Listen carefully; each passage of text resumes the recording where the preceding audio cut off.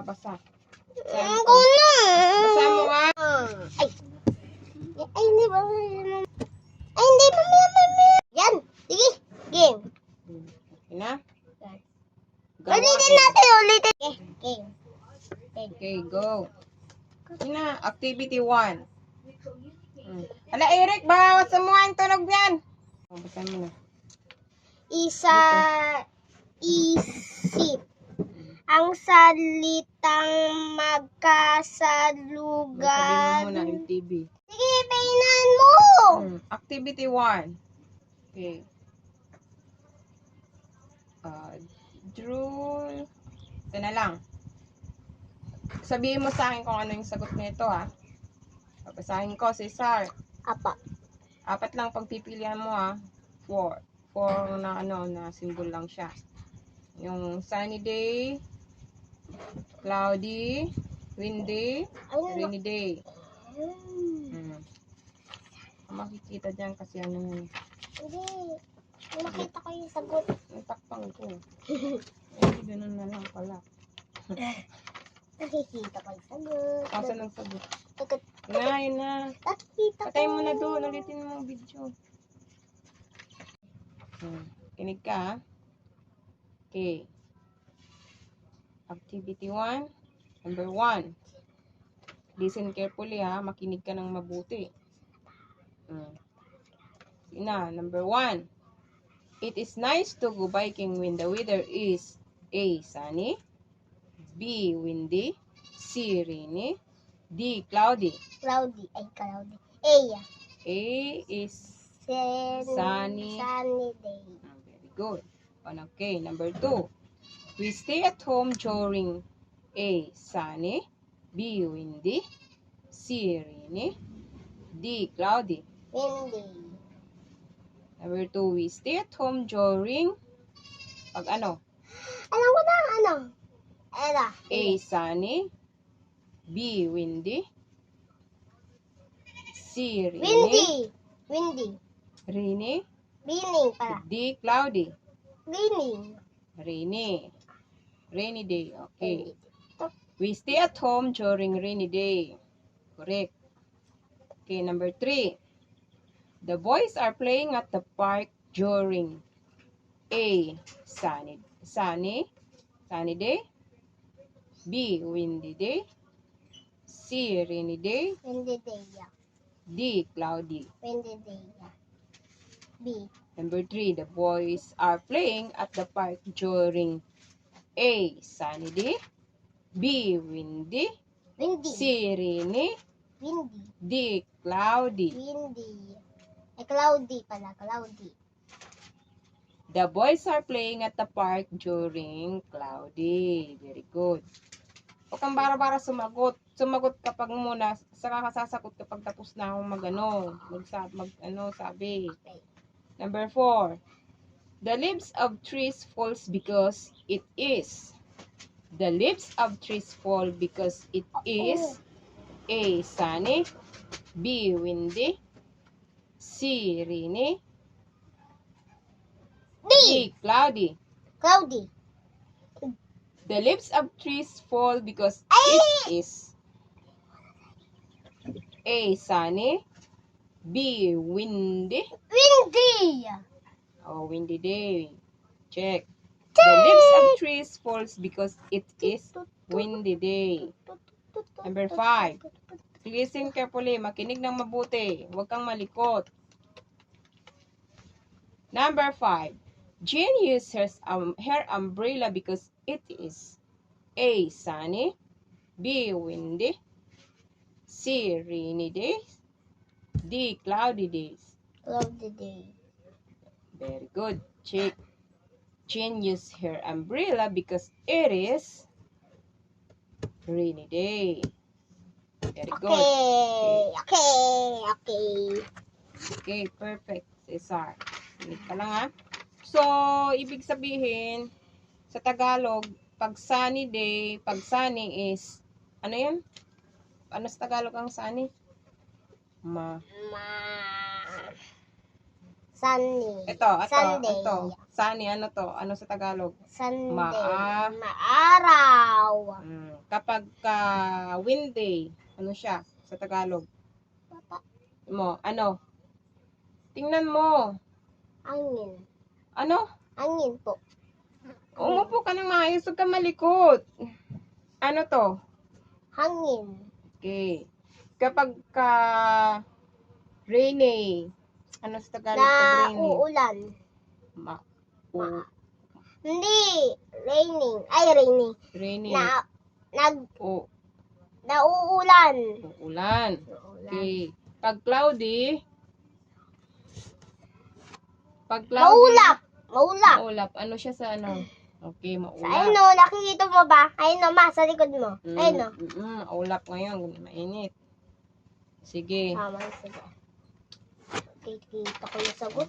Ayan na. Doon ako. Science 1, quarter Ma, di ba hindi ko 4, week 5. Okay.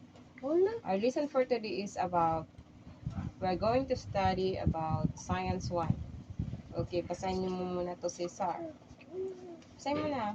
Where there is the contents of the air for the day. Hinto.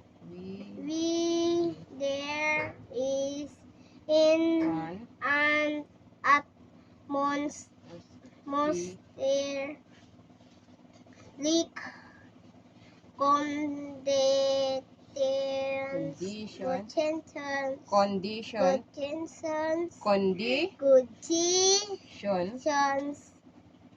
It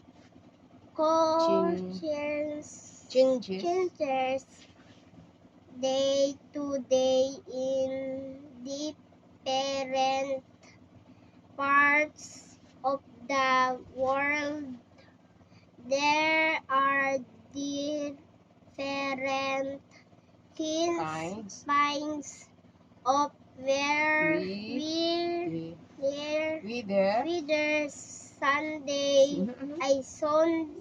Sunday, sunny,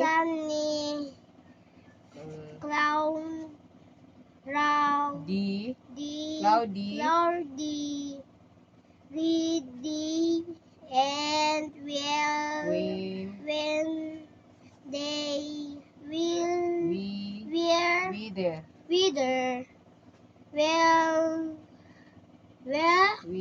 with sales. This will weather conditions. There are equivalent weather symbol used. Ito, ano to? Sunny. Sunny. Cloud.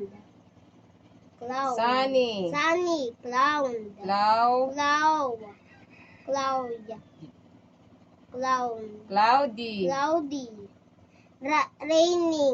Raining. When they. Sabi mo ako. We use this symbol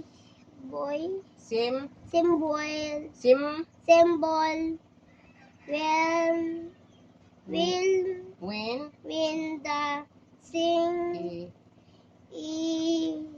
the sky is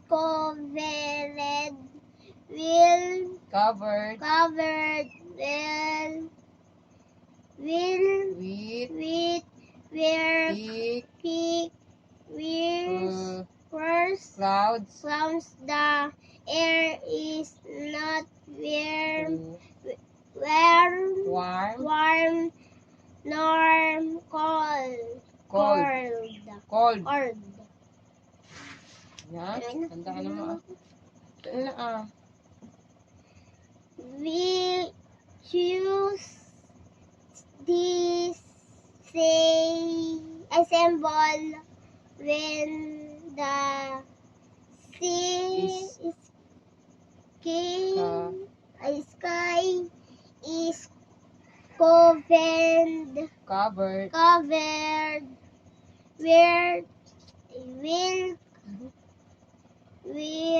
with thick dark clouds and drop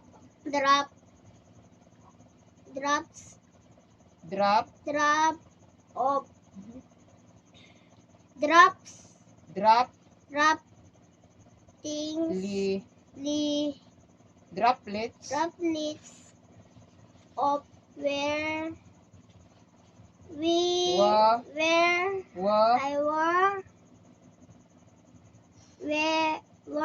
water begins to fall from the sky.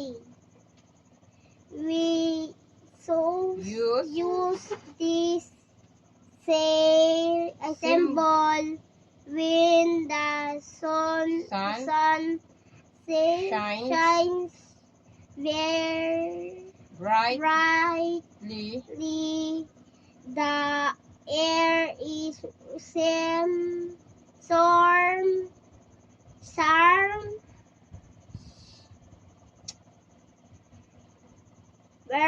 warm and the ground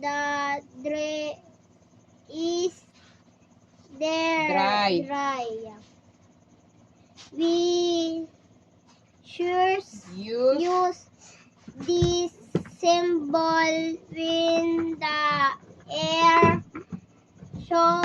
blows very fast. The leaves fall on the ground and trees is sway. Oh, tandaan mo yung mga yun, ha? Sige. O, dito ka na. Sa harapan ko. Go, dali. Sa harapan na. Dalian mo. Okay. Oh, nawala ako. In TV.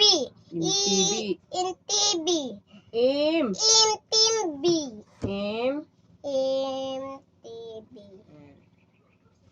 Isa buhay. Ang salitang Kasalungat.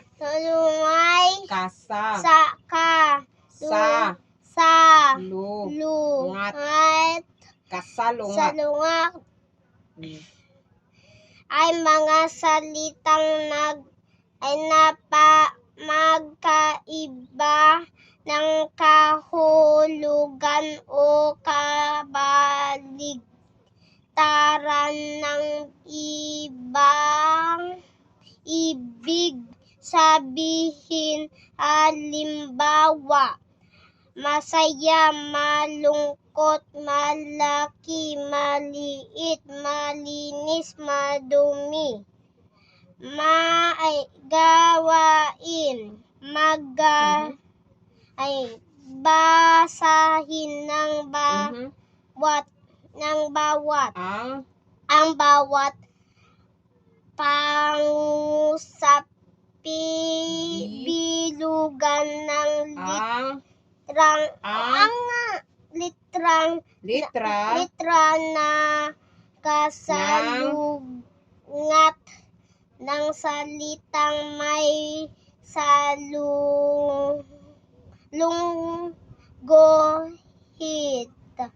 guhit. Number 1. Bumili si Abi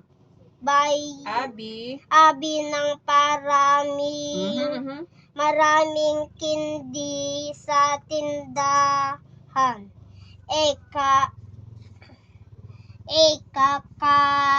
Kakaunti B. Sapat. C. Wala. A. Anong sagot? A po, sabi ko na. Ano yun? Anong kasalungat ng marami? Kaunti. Anong kasalungat ng maraming? Kaunti. Okay. Check. Ito ka. Number 2. Nakabukas ng pinto.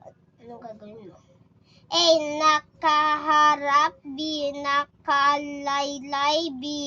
Ay C. Nakasara. Nakasara. Ano ang kasalungat ng nakabukas? C. Tumba. Ano yun? Anong nakasalungat C. sa nakabukas? C. Ano nga yun? Sara. Nakasara. Nagsara. Naka. Ay, nakasara. Mm. Check. Number 3. Ang ay rosas ay mabago. A. Mabaho. B. Malansag. C. Mapanghi. A. Oh, Mabaho. Anong kasalungat ng mabango? Mabaho. A. Good. Check. Check. Number 4. Number 4. Si Buboy ay umakyat sa hagdan. Hagdan. A. Bumaba. B. Gumilit. Lead. Lid. C. Dumalo. A. Anong kasing kahulugan ng umakyat? Anong Bababa. kasalungat? Bababa. Anong kasalungat pala ng Bababa. umakyat? Bababa. Bumaba. Bumaba. Letter. A. Very good. Number 5. Ang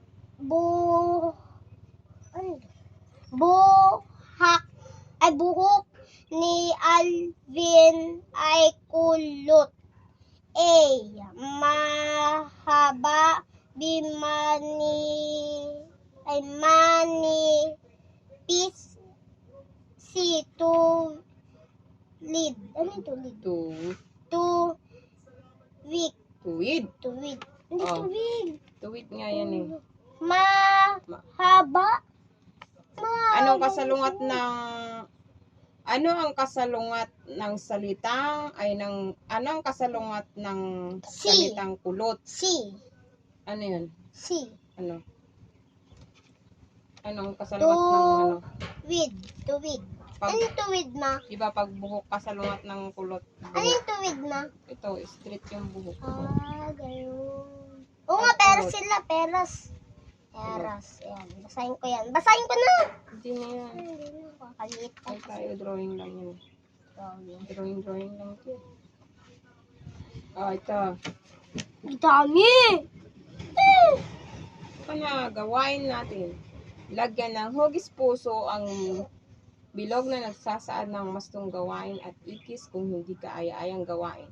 Papasahin ko, magsabi ka lang yung heart. Pag heart, tuwid Tuwid tayo. na gawain. Pag ikis is hindi ka aya-aya na gawain. Happy. Number 1, makinig ka si Sar. Number 1, maayos na kinakausap ni Pipi ang kaklaseng isang iglesia na Kristo. Heart o ikis? Heart. Very good. Number 2, ayaw kalaro ni Ben si Jose dahil siya ay Romano at si Jose naman ay saksi ni Jehovah. Ekis o heart? Ekis. Check. Number 3, masayang, tama. Kasi hindi tuwid na gawain. Masayang naglalaro sina Tune at Piping kahit magkaiba sila ng paniniwala. Heart o ikis? Heart. Okay, very good. Number 4, pinagtatawanan ng bata ang nakitang pagdadasal ng mga Muslim. Heart o ikis? Ekis. Check. Bakit ba? Pinagtatawanan ng bata ang ayoko na yun. dasal ng mga Muslim. Siyempre masama yun, di ba? Hindi maganda. Kaya Muslim ka?